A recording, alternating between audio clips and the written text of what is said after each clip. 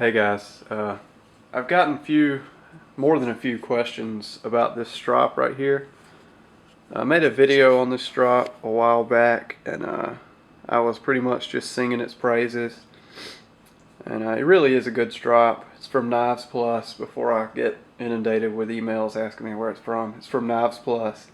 Just Google KnivesPlus Strop block, and it'll be like the first Google result. They all come pretty much looking like this. They cost about 20 bucks, and I've gone through, I would say 5 or 6 strops before I found this one, and this is pretty much the best one I've ever found. It does come preloaded like this. They all look pretty much exactly the same. Some people have asked me, is the leather saturated? And no, the leather is not actually saturated, but it does have a really thick layer of compound on there. This gives you a good view of the nap. It looks slick, but you can see just a few little hairs poking up out of there.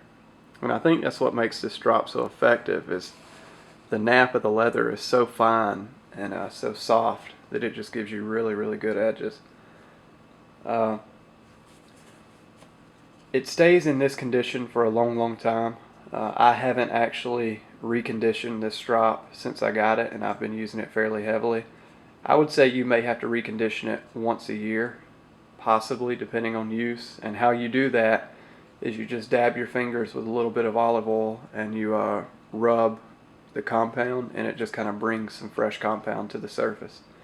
So they say this strop should last you a lifetime, and it may, but obviously I can't really comment on that.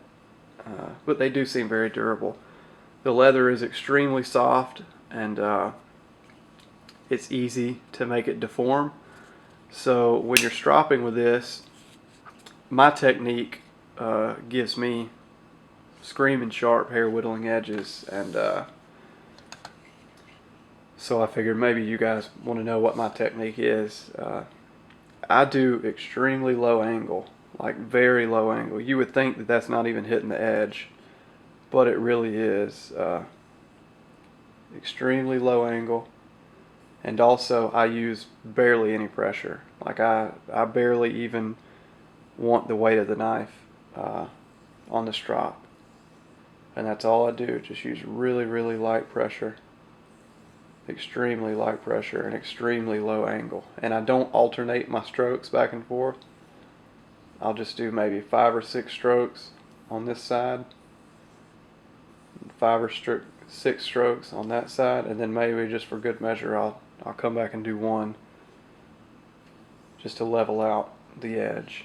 I don't really know if that does anything or not, but the main thing is since the leather is so soft, you don't want to put too much pressure, and you don't want to have your angle too high, because then that will actually cause the leather to wrap around your edge and it will round it off.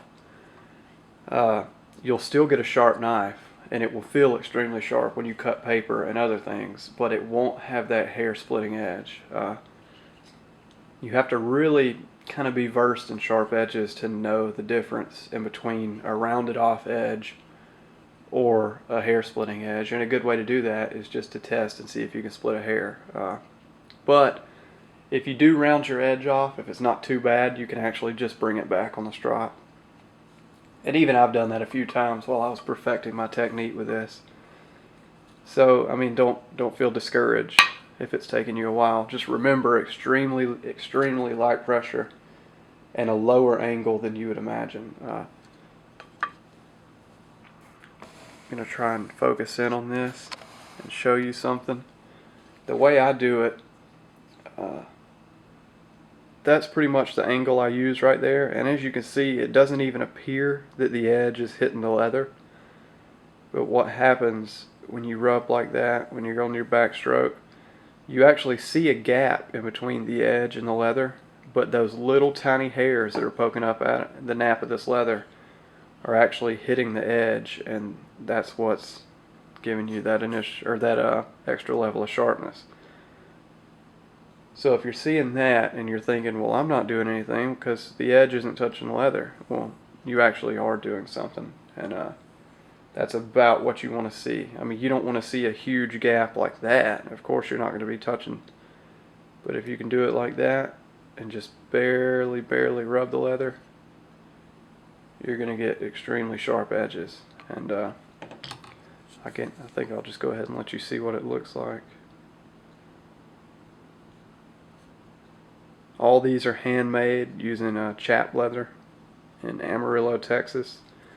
And it's extremely soft leather. I don't know if you can see how I'm barely pushing up on that, and it's just, that's how soft that leather is.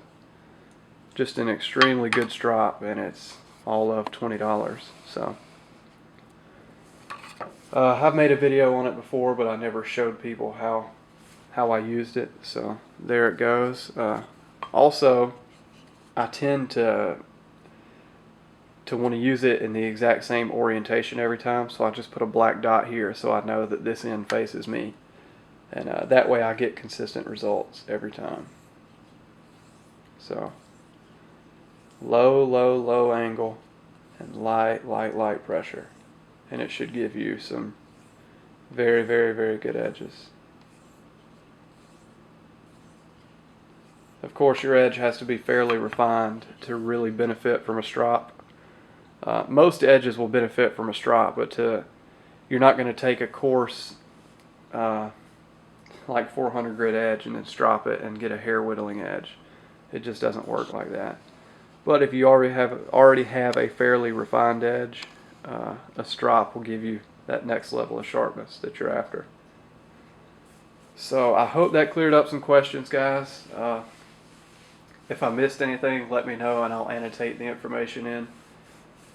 But the strop should last you nearly a lifetime. If it starts to act like it's not wanting to work good anymore, just get a little bit of olive oil on your fingers and rub the leather down. Not much. You don't even really want to wet the leather. You just want to have enough on there to not dry your fingers out.